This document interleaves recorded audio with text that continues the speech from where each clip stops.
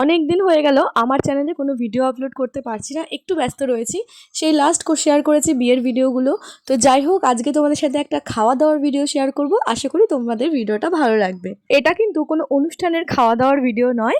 আমরা বিয়েতে যে গেট ধরে টাকাটা পেয়েছিলাম সেটা দিয়ে আমরা সব ভাই বোনরা মিলে যে খাওয়া দাওয়াটা করেছিলাম, তো চলো সেটাই দেখাচ্ছি আজকে। প্রথমেই ছিল টমেটো দিয়ে মুসুরির ডাল, তার সাথে আলুর চিপস, এবং এরপরেই ছিল খাসির মাংস আর সাদা ভাত দিয়ে মটন কষাটা না দারুণ লাগছিল খেতে, একদম বেশি রিচ হয়নি, একদম ঘরোয়া রান্নাই হয়েছিল। আর শেষে তো চাটনি পাঁপড় মিষ্টি ছিল, সেগুলো আর কি বা দেখাবো।